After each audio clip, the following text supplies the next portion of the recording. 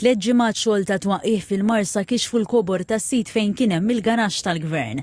Fuq din il-medda art ta' 15-il tomna, Festival Malta se tiżviluppa l-Marsa Arts and Culture Hub, wieħed mill-akbar investimenti infrastrutturali tagħha u parzjalment iffinanzjat minn fondi Ewropej. Kif jitlesta twaqqih jibda l-iskavar u tħammil biex jibdew jitpoġġew il-pedamenti tal-proġett. Imma Festivals Malta minn dejjem hemmnet f'dan il-proġett daqstant massiv u propju kif qegħdin taraw dan il-proġett telaq b'ritmu maġġel bdejna madwar 3 ġimgħat ilu ma kif tistgħu taraw ix-xogħol huwa wieħed avvanzat. Iċ-ċentru se jkun maqsum f'bosta spazji li jindirizzaw oqsma differenti tal-arti u l-kultura. Parti minnu se tkun iddedikata għal karnival, faċilitajiet għal bini tal-karrijiet u d-diżin tal-kostumi, kif ukoll mużew u spazju għal parati u attivitajiet relatati.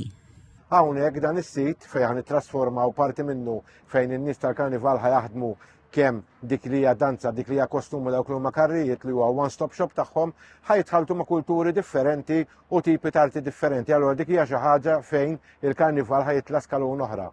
Il-proġett ma jaqafx mal-karnival, se jilqal dak li qabel kien magħruf bħala Rock Hub għal provi ta' mużika u ċentru għasfin. Ser ikollu wkoll teatru li jilqa' 400 persuna, studios għal provi u spazji fejn artisti lokali jiżviluppaw u jsaħħu l-ħiliet tagħhom. Festivals Malta se tirriloka l-uffiċini hawnhekk.